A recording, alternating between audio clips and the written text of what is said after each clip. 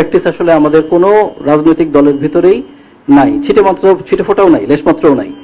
এবং আরেকটা কথাও আমাদের এখানে এই মঈনুদ্দিন ফখরুদ্দিনের আমল থেকে খুব খুব জনপ্রিয় একটা টার্মিনোলজি সংস্কার।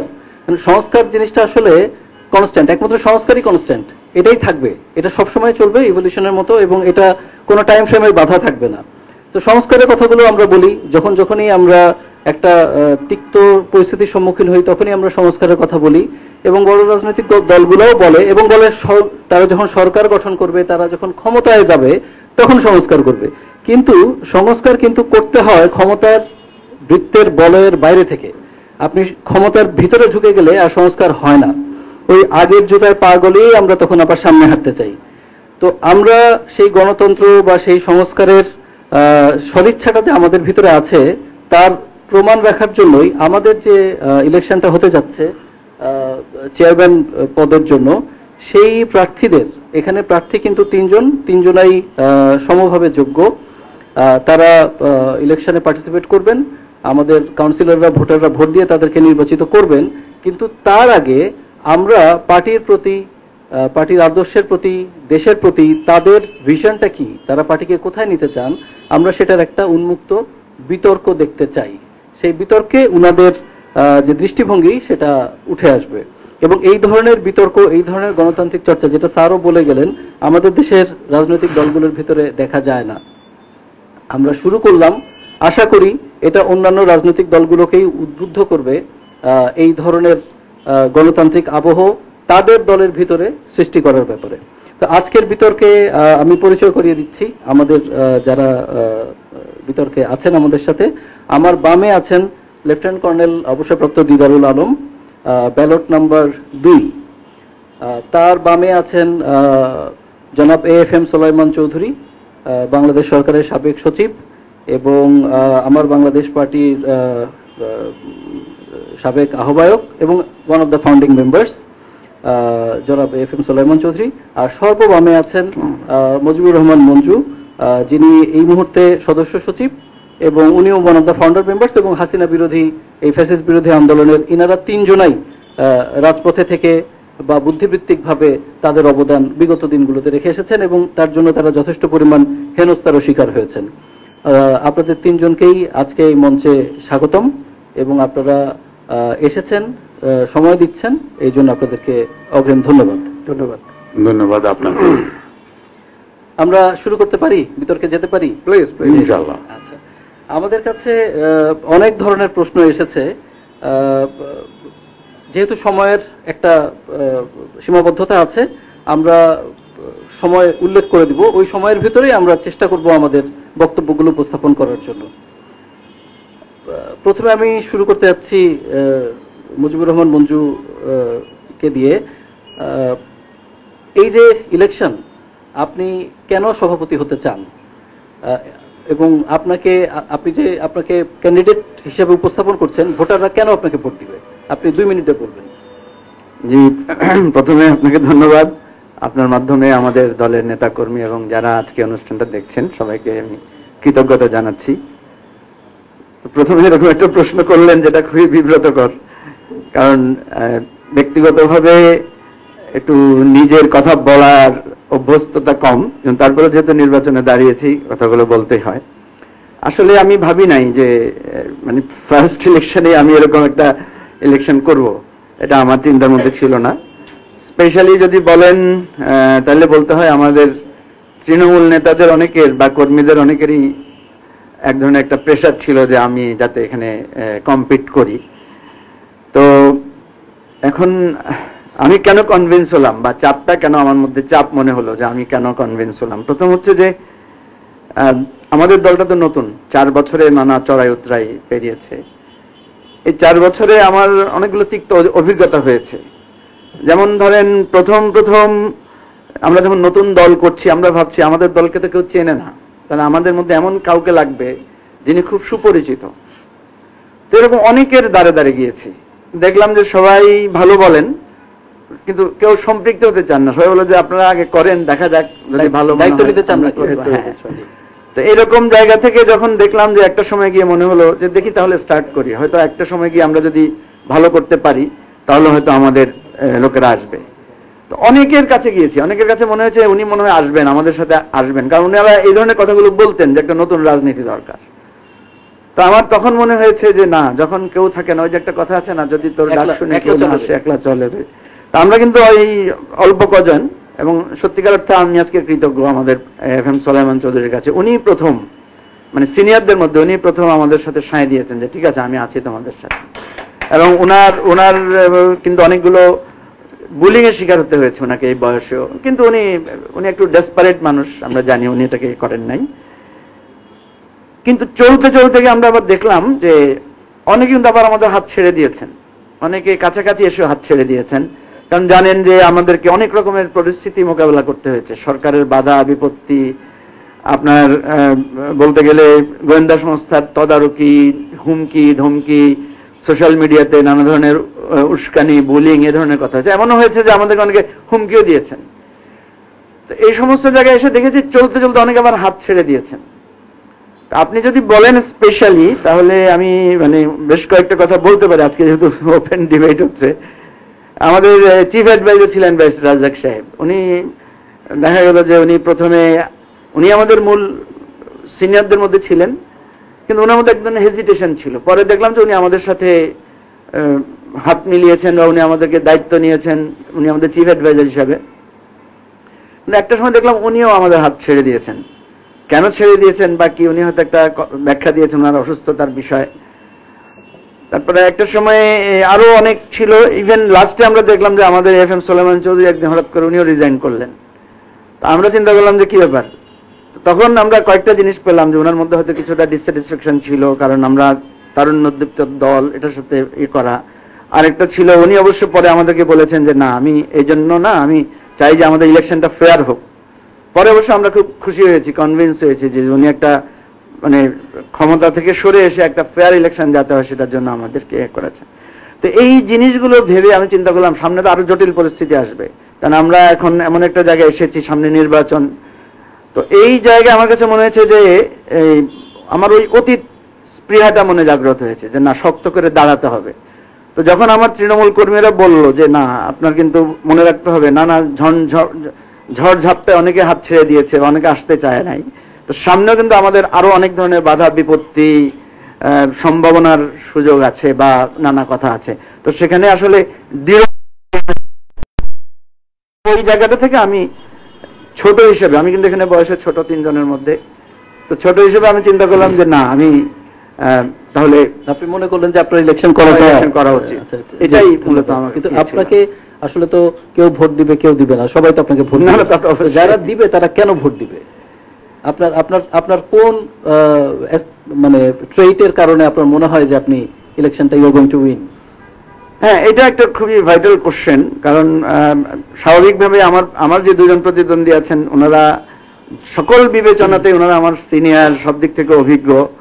আমি যেটা মনে করি যে এই দলটা চালাতে গিয়ে আমাকে সবচেয়ে বেশি তৃণমূলে কমিউনিকেশন করতে হয়েছে এবং বারবার তাদের বিভিন্ন বিষয় শুনতে হয়েছে, তাদের সাথে ইভেন আমি নিজে অনেক সময় ব্লেমের শিকার হয়েছে যে আপনি ফোন ধরেন না কেন, আপনাকে আমরা আসলে দেখি আপনি ব্যস্ত আছেন, কথা বলেন না কেন। তো সেই জায়গা থেকে মানে আমার কাছে মনে হচ্ছে কম্পারেটিভলি আমি বেশি আমাদের নেতা কর্মীদের সাথে সম্পৃক্ততা আমার বেশি হয়েছে। তো ফলে ওদের সুখ দুঃখ নানা বিষয়ের সাথে আমাকে সাহস জুগিয়েছে। সেজন্য আমার কাছে মনে হচ্ছে এটা একটা কারণ হতে পারে আমাকে ভোট দেওয়ার, যে তারা আমাকে সবসময় কাছে বা। জি জি, ধন্যবাদ ভাই। আপনার সময় ছিল 2 মিনিট, আপনাকে আমি 6 মিনিট সময় দিয়েছি, অন্যদেরকেও দিব 6 মিনিট বলেছেন আপনি। আমি ভাবছি 1 মিনিট বলেছি মাত্র। স্যার, FM সোলাইমান চৌধুরী, আপনার কাছে একই প্রশ্ন যে আপনি কেন সভাপতি হতে চান? দলকে নেতৃত্ব দিতে হলে খালি সভাপতিই কেন হতে হবে? অন্য কোনো ভাবে কেন দলের সাথে থাকা যাবে না বা কন্ট্রিবিউট করা যাবে না? আর ভোটাররা আপনাকে কেন ভোট দেবেন? ধন্যবাদ আপনাকে। সুপ্রিয় সাংবাদিক বন্ধুগণ, এবি পার্টির সর্বস্তরের নেতৃবৃন্দ, কাউন্সিলর, ডেলিগেট বৃন্দ, আসসালামু আলাইকুম। ওয়ালাইকুম আসসালাম। আপনি যে প্রশ্নটি আমাকে করেছেন এটার দুটো দিকই আমি দেখেছি এবং দেখিয়ে দিয়েছি। আমার 2 অভিজ্ঞ সহযোদ্ধা এবং সুযোগ্য প্রার্থী, এর মধ্যে মুজিবুর রহমান মঞ্জু সাহেব এতক্ষণ যে কথাগুলো বলেছেন তার বেশিরভাগ কথাকে আমি এন্ডোর্স করছি, তার সঙ্গে কিছু যোগ করছি। আমি কেন এই কথা বললাম?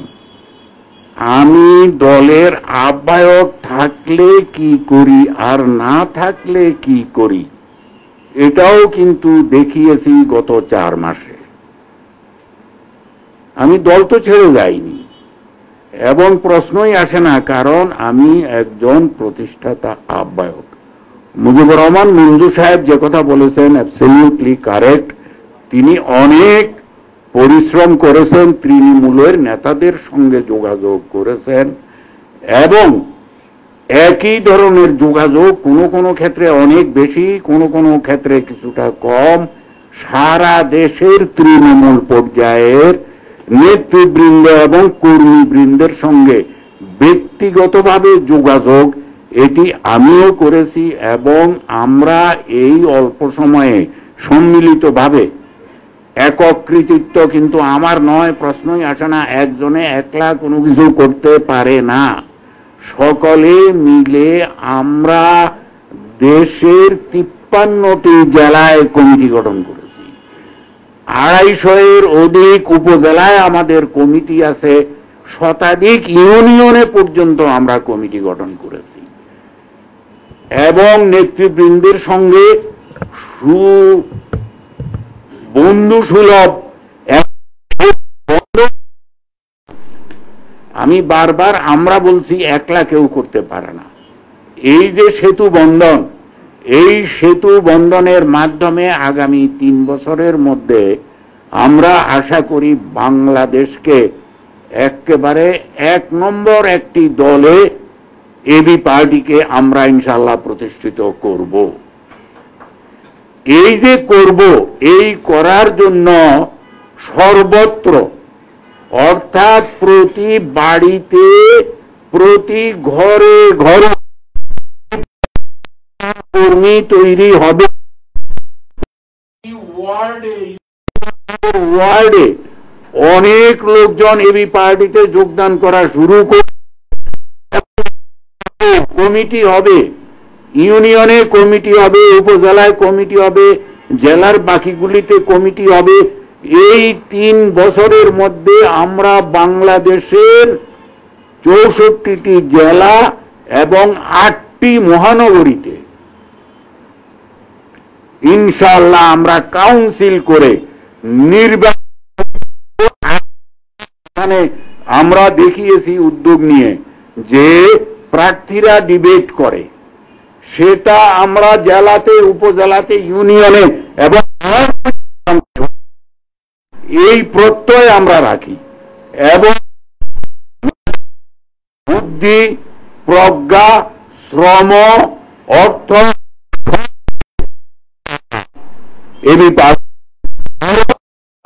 সাহায্য করব।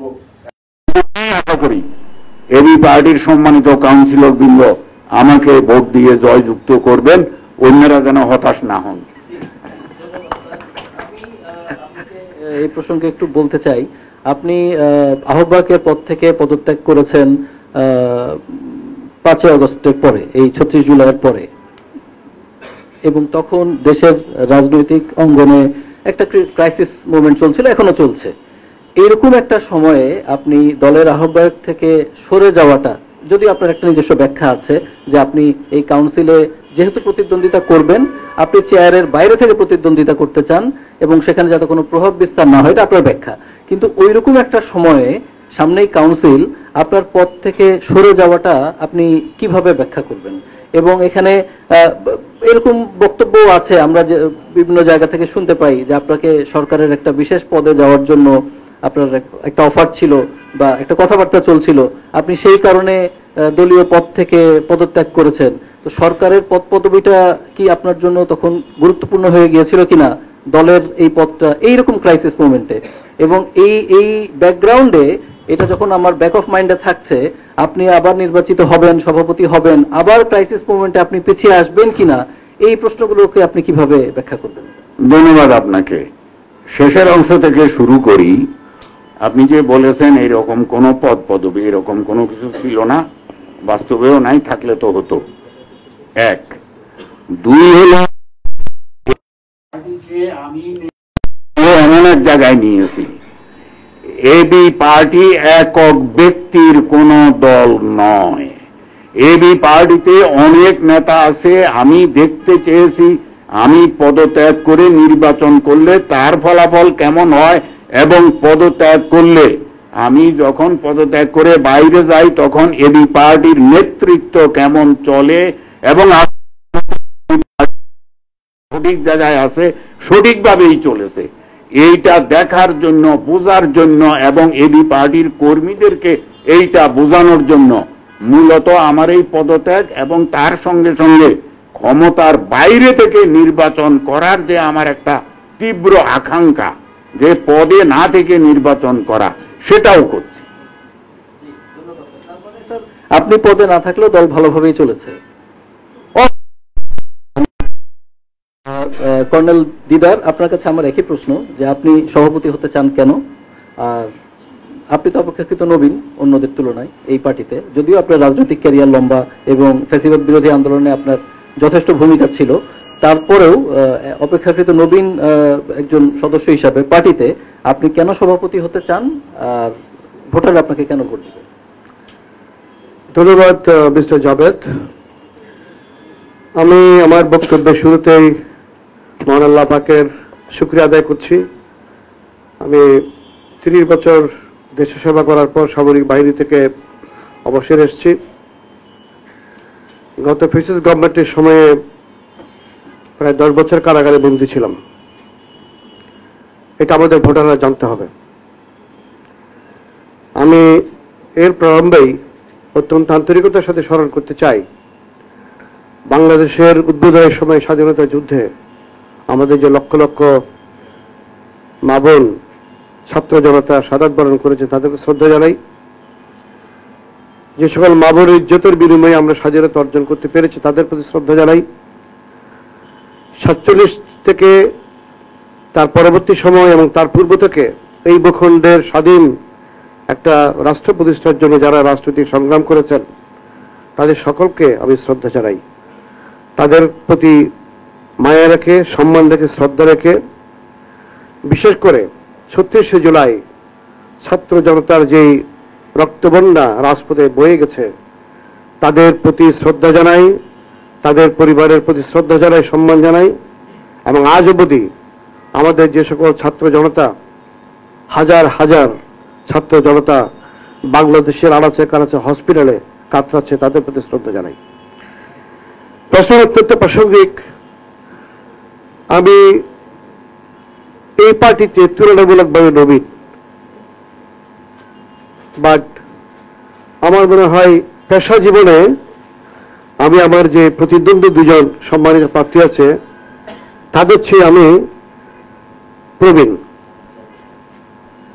এখন সুরান চৌধুরী বয়স আমার অনেক বয়োজ্যেষ্ঠ, শ্রদ্ধা রেখে বলছি। তিনি চাকরি জীবন শুরু করেছেন, ফর্মাল চাকরি জীবন 1979 সালে, যদি আমি ভুল না করি। আমি আমার সামরিক পেশায়, সুতরাং সেই জায়গাতে ভোটারদের জন্য বলছি আমার অভিজ্ঞতা কিছুটা বেশি। 2 নম্বর হল, আমার আরেকজন প্রার্থী জনাব মুজিবুর রহমান মঞ্জু